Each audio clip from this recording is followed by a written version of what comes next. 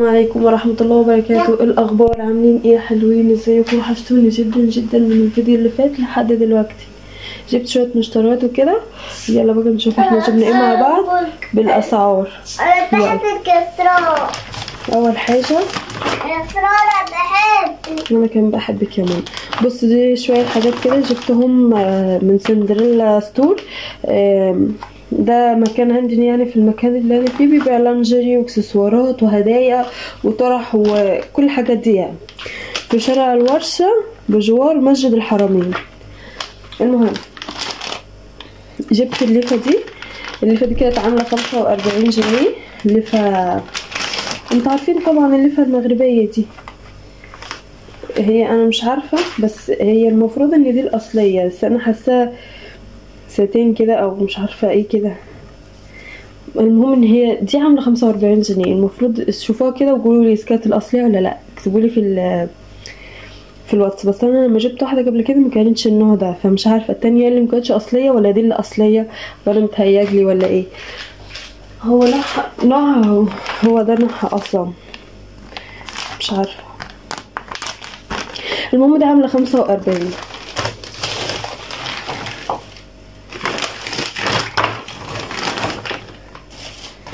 وجبت المسكرة بتاعت MND دي عاملة 85. وجعت مني يا بنات، الحمد لله انها مكسرتش. بصوا طبعا انتوا عارفين الكثافة بتاعتها بتاعت MND حلوة طبعا، غنية عن التعريف. كنت هكبها خالص اصلا. دي عاملة 85. طبعا انا مكانش عندي بوك، فانا من بدري عايزه اجيب البوك ده، فبصراحه جبت البوك ده بيتفتح كده، حاطه فيه حاجات الشخصيه، البطاقه وبطاقه التومين يعني وكده، وحطيت فيه الفلوس على طول. ده كان عامل 130 110. ايوه عامل 110 او 130 مش فاكره. هنا حطيت الكوينز بتاعتي الفضيه، فده عامل 110.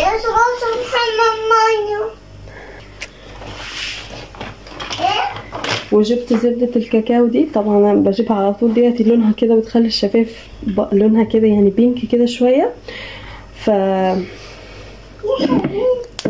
كانت عاملة 35 اهو، كانت عاملة 35. فانا جبت دي، بحبها جدا يعني، من اماندا. وعملت تركيبة برفيوم ريحتها تحفة، مش عارفة يعني، بس هي ريحتها حلوة جدا. مش هينفع ارشها عشان في اكل وكده. فدي عاملة 110. هي كانت من 85 ل 110 ل 180، فانا عملت دي ب 110. جبت الايلاينر ده برضو، هو انا ده اللي عامله عليه من بدري بصراحه، بس هو ثابت يعني وكده، فثباته حلو اهو.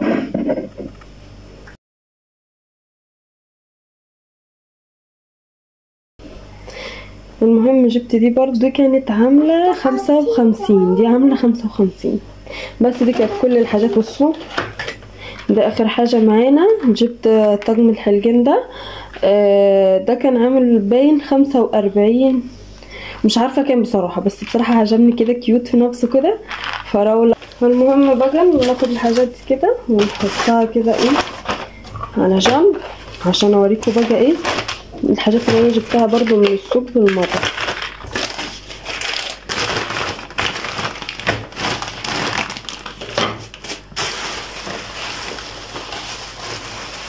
انا مش السوبر ماركت اللي انا جبته ده تحس ان هو مختلف عن الاخرين، غالي عن كل حاجه يعني. انا بجيب مثلا اللبن بخيره ده بجيبه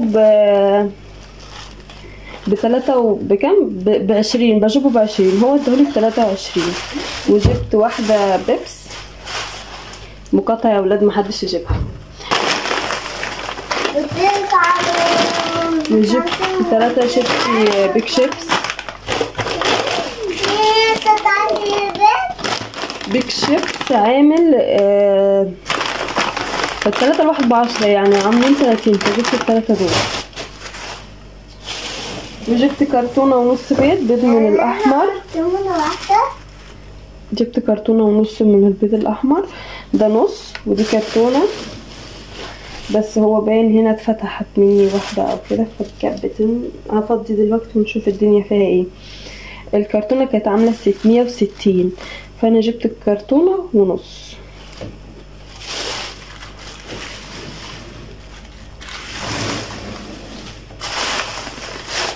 وهنا جايبة 2 من الرنجة، جبت 2 حلوين اهو وباين عليهم ان هم يعني الراجل اللي انا بجيب منه ده دلوقتي حاجته حلوه ونظيفه يعني. الاتنين كانوا عاملين 80. وده طبعا اخر حاجه معانا. انا هحاول ان انا اصوره لكم يعني كده. جبت التوم يا بنات اخيرا الحمد لله لحقته قبل ما يخلص. الكيلو كان عامل 15 ودي على بعضيها كده عامله 150 يعني 10 كيلو عاملين 150. فقلت اجيب دي كده كمان عشان ايه اخزنه كده وفي نفس الوقت ينفعهم عشان انتوا عارفين طبعا يعني ان هو الثوم في موسمه وبعد كده بيغلى وبنشتريه غالي جدا. فانا ايه لحقت لحقت ال10 كيلو دول وكده نخزنهم مع بعض ان شاء الله.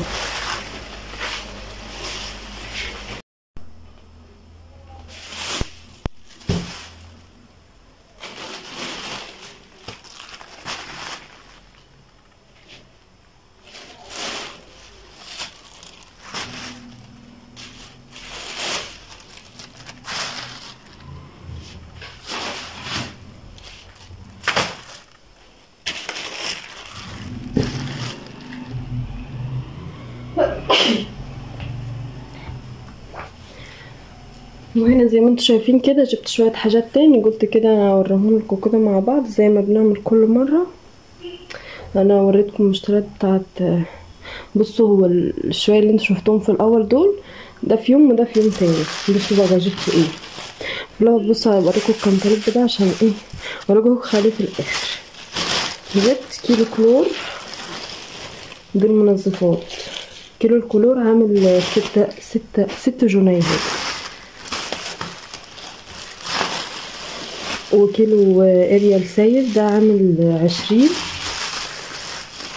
وديتول ب8. وده بريل مواعين يعني اريال بتاع مواعين وكده ده عامل 6. وده اوكسي عامل 20. وده كيس اوكسي كولوريكس ده واتي برضو ده عامل 5.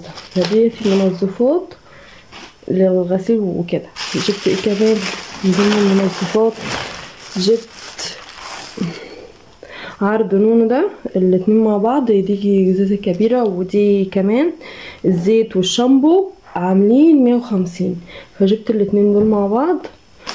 وجبت كمان شاور سحر العيون ده من ماي واي ده عامل 85 فانا جبت دواتي. دي كانت المنظفات معايا. وجبت كمان كيس فحم. كيس الفحم ده عشان البخور وكده يعني فجبت كيس الفحم ده عامل 10 جنيه.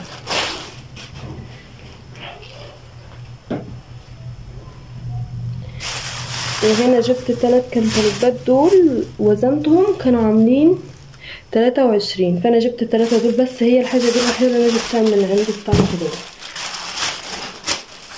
وجبت 30 سمنه. وجبت ب30 عسل اسود لا ب20 عسل اسود. وب10 فلفل اسود. وب10 مرق الدجاج. دي الحاجات اللي انا جبتها. بصوا بقى دي بقى المشتريات بتاعت الشهر. هنا جبنا يعني الخزين والسكر والتومين وكل حاجه وقلت كده اوريكم برضك الاسعار بالمره عشان ايه يبقى كده ايه. طبعا انا عارفه في ناس كتير بتحب فيديو مشتريات الشهر وبتبقى مستنياه علشان تعرف الاسعار وتروح تشتري حاجاتها. اي نعم هو نزل متأخر بس هو نزل. بصوا بقى، الاول انا جبت مكرونة 2 مكرونة فرن، عشان احنا استخدامنا في المكرونة بنحب نعمل مكرونة بشاميل كتير وكده، فانا جبت 2. احنا بنعمل الكيس على مرة، يعني ده بيكفيني مرة بعمل بصينية، فانا جبت 2. الاتنين عاملين، الواحد عامل 12.5، فانا جبت 2 فرن.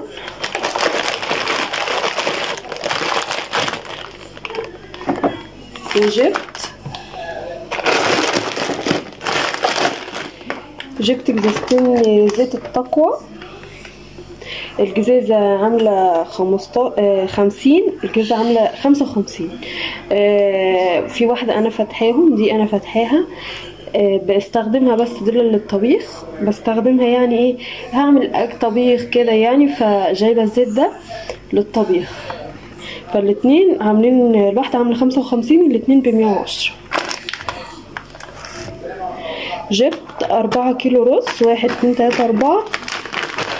المطبخ، الرز ده نضيف طبعا زي ما انتم شايفين، الرزايه طبعا زي ما واضح معاكم كده في الصوره، يعني رزايه سليمه كده كبيره وحلوه.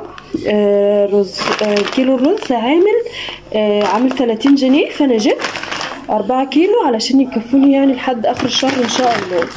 فانا جبت زي ما انتم شايفين كده، ادي 1 ادي 2 ادي 3 ادي 4 كيلو. انا طبعا عندي يعني حاجات من بواجي رمضان وكده، ودي تكملات للحاجات اللي عندي، بس دي الحاجات يعتبر اللي انا بجيبها كل شهر. جبت كيس لسان عصفور. بصوا كل المكرونات يعتبر نفس السعر 12.5، فانا جبت كيس لسان عصفور ده عامل 12.5 برضو المطبخ. وجبت كيس شعرية ده عامل 12.5 المطبخ برضو ب12.5. كل مكرونة المطبخ الوزن 400 جرام تمام. فانا جبت واحد شعرية وواحد لسان عصفور، وجبت واحد مرمرية وواحد هلالية. جبت واحد هلالية زي ما انتم شايفين كده، وواحد مرمرية، الواحد برضو عامل 12.5. وجبت كمان عشان نبقى خلصنا كده من كل المكرونات واحد سباكيتي. السباكيتي برضو كله عامل 12.5 برضك 400 جرام زي ما انتم شايفين كده، 400 جرام الوزن الصافي. دي كانت كل المكرونات. جبت 2 كيلو سكر عشان انا عندي سكر في التومين، هوريهولكوا دلوقتي. يعني جبت سكر في التومين، سكر شمندر ده زي ما انتم شايفين كده لونه ابيض فاتح يعني وكده، للحلويات والحاجات يعني الكيكات والحاجات دي. جبت 2 كيلو، الكيلو عامل 30، فانا جبت 2 كيلو 30 مش عارفه او 35 حاجه زي كده مش فاكره بصراحه. دقيق التقوى ده برضو تحفه يعني حلو. انتوا عارفين طبعا ان انا بجيبه على طول في مشترياتي بتاعه الشهر، جبته كذا مره. ده وزن صافي كيلو كان عامل 30، ايوه كان عامل 30 جنيه، فانا جبته 30 او 33. جبته يعني كده، جبت منه 2 كيلو علشان انا عندي دقيق من شهر رمضان، عندي حوالي 6 كيلو دقيق، ودول كده 7 8 كيلو دقيق، علشان ان شاء الله نعمل مع بعض بسكويت وحاجات حلوه يعني وكده، حاجه العيد، علشان انا يعتبر ما عملتش في العيد عشان كان عندي ظروف خاصه وكده، فما عملتش خالص في العيد. فانا جبت ال2 كيلو دول على ال6 اللي عندي، وكمان ممكن اشتري عليهم دقيق تاني، وهنعمل مع بعض ان شاء الله حاجه العيد كلها ان شاء الله من الالف للياء ان شاء الله. يلا نكمل بقى المشتريات. جبت كمان صلصة قاها دي، الكيس كان عامل 25، فانا جبت 2، الوزن 300 جرام، فانا جبت 2. المهم ان انا جبت ال2 صلصة قاها دي. الواحد كان عامل، بصوا هو انا مش متأكدة من سعر الصلصة قوي عشان انا جبت كذا حاجة في اليوم ده، فيعني فالكاشير كله يعني ما رحت يعني كده، فانا الحاجات اللي اسعارها مفتكراها بقولك، بس ده يعني انا مش عارفه 25 ولا اقل ولا اكتر، بس مش عارفه هو في الحدود دي يعني. جبت 4 شاي العروسه. شاي العروسه كان عامل كام مش فاكره، باين 10 ولا 14 ولا كام، 10 عامله 10 جنيه. ايوه عامله 10. فجبت الواحد، جبت 4، الواحد عامل 10، فدول ب40 جنيه. انا ليه بجيب كده ما بجيبش التمن على بعضه؟ علشان يعني انا بحس ان 2 ممكن يكفوني في الشهر لو جالنا ضيوف او حاجه او كده. ف3 معلش ام سوري. ف3 ممكن يجدوا الغرض بدل 2 بدل 4 يعني، وده هيتشيل مثلا شهر. بصوا انا مش عارفه، بس انا بحب اجيب الاكياس الصغيره دي. فانا جبت 4 شايل، واحد ب10 يعني دول ب40.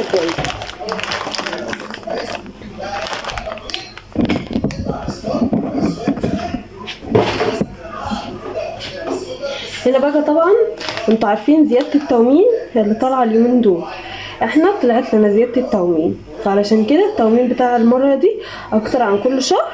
وكمان احنا لسه لينا فلوس في البطاقه، لسه هنروح ان شاء الله الاسبوع الجاي عشان نضرب الفلوس اللي في البطاقه. المهم انا جبت علبه السمنه الجنه دي كانت في التومين عامله 95، كانت في التومين عامله 95. فانا جبت واحده، وجبت 5 كيلو سكر. السكر بتاعهم يعني مش زي السكر ده، بس حلو يعني بتاع المره دي سكر حلو. فجبت 5 كيلو سكر. طبعا كيلو السكر انا مش عارفه بكام على التومين. المفروض السكر على التومين عامل 12.5، بس مش عارفه هم حاسبينهولي بكام. المهم ان دي اهيت يعني لستة الاسعار بتاعه التومين والزيت والسكر وكل الكلام ده. فانا جبت في التومين 5 كيلو سكر و3 كيلو زيت تومين، زي ما انتم شايفين الزيت بتاع التومين بتاع الجليه ده اللي هو كوفو دي ولا ايه. جبت 3 جزايز علشان يعني ينفعوني في الجليه، عشان زي ما قلت لكم الزيت الاولاني ده طبيخ وكده. واجباري مع الحاجات دي ان انا اخد جبنه او اي ممكن رز، بس انا يعني جبنه. وجبت 3 شاي. هو مش انا اللي جبت التومين ده بصراحه، جوزي هو اللي جابه. انا لو انا ما كنتش هجيب الشاي ده عشان محدش فينا بيشربه، وادي فلوس يعني كده راحت على الهدر. بس هو قال لي ان الجبنه والعيش اجباري على التومين، يعني لازم تاخديه، يعني لازم تاخديه. فانا المهم جبت دول، وهو جاب دول وجاب دول. بس كده كده يعتبر خلاص خلصنا كل المشتريات بتاعتنا بتاعت الشهر. طبعا انتوا عارفين الخضار بنجيبه كده بالاسبوع، مش بنجيبه بالشهر، يعني كل اسبوع كده بنجيب حاجه. وبس يا رب تكونوا كده استفدتوا من الاسعار، استفدتوا من الحاجات اللي انا جبتها، اللي مثلا غايبه عن عقله حاجه او في حاجه نسيها وافتكرها لما انا مثلا نزلت الفيديو كده. فاحنا بنستفاد من بعض بحاجه زي كده، يعني من فيديو المشتريات، بنستفاد من الاسعار، بنستفاد مثلا انا شايفه بيتي مثلا هيحتاج ايه فانا جبته، او يعني كده فاهمين. بس كده يا رب يكون الفيديو عجبكم. لو الفيديو عجبكم طبعا ما تنسوش تدعموا الفيديو علشان يوصل لاكبر ناس ممكنه. والسلام عليكم ورحمه الله وبركاته. باي.